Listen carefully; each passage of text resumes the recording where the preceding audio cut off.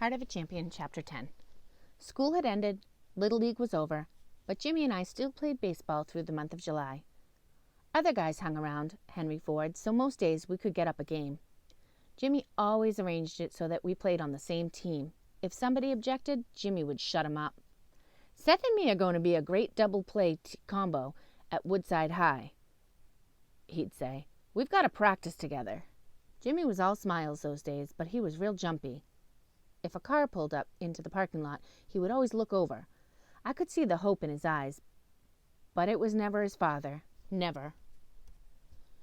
As the weeks rolled by, the two of us did get better as a double play combination. We had the feel for each other. We both seemed to know what the other guy was going to do.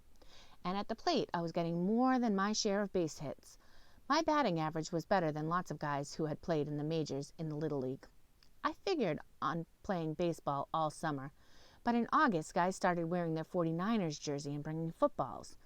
By the time school started, Jimmy and I were the only guys still playing baseball. We'd play catch and then a little pepper. Jimmy would hit me grounders and then I'd hit him grounders. The last thing we did was throw batting practice to each other. When we were done, we'd lie in the grass and shoot the breeze. Mostly, we'd talk about high school baseball and what it could lead to, or maybe I should say Jimmy would talk about it. A lot of guys get drafted right out of high school, he'd say. You spend 2 or 3 years in the minors, and then you got your big shot at the big leagues. I'm going to be one of those guys, Seth. You wait and see. Like Jimmy, I fantasized about being a major leaguer, but I would never have told anyone. Steve Cannon had done more than blown the ball right by me. He'd blown a hole in my self-confidence, too. I don't think a day would go by when I wouldn't think about that strikeout. I'd be doing something, anything, and then out of nowhere, the whole at-bat would come back to me like a black cloud I couldn't get out from under. That's why I asked Jimmy to start pitching hard to me, as hard as he could, during batting practice. Most of the time, you use batting practice to work on things you want to become automatic. Things like bunting and going to the opposite field with fastballs away. It's easier to practice little things if the pitches are maybe 80% of full speed. But working on little things makes sense only if you've got the big things down. If I couldn't get around on a big-time heater, I was going nowhere on the diamond. When I told Jimmy I wanted him to throw his hardest, he wasn't crazy about it. I'm no pitcher. What if I hit you in the head? I'll get out of the way. Just throw hard. He shrugged. If that's what you want, but you're crazy.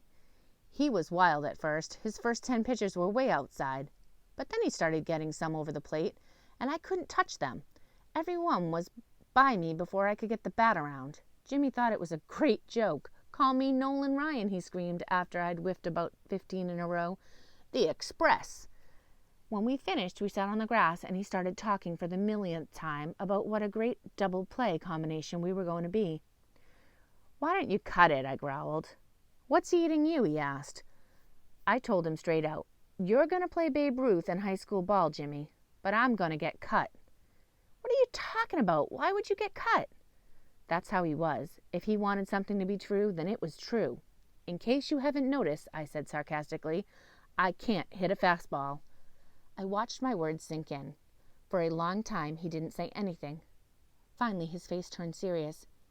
You'll hit. We'll keep practicing until you do. That's a promise, Seth. The next Saturday, Jimmy gave me a gift, a new bat. It's the only time in my life anybody other than my mother or grandmother gave me something out of the blue. The bat was 32 inches long, but it weighed only 28 ounces. With a bat like this, he said, you'll be able to get around on a fastball better. Second basemen don't have to hit for power. Make contact and you'll be all right. And don't feel bad about the bat being light. Lots of major leaguers use light bats. He was trying to make it easy for me to switch to a light bat and not feel like a wimp. He didn't have to worry. I would have swung balsa wood if it meant I'd hit better. I didn't pound the ball that day, not by a long shot. All I managed were a few grounders toward second, but I hit the ball, and that was more than I'd done before. Way more. Jimmy slapped me on the back when we finished. From the way he'd acted, you'd have thought I was ripping line drives into the outfield gaps. The truth is, I felt like I had been.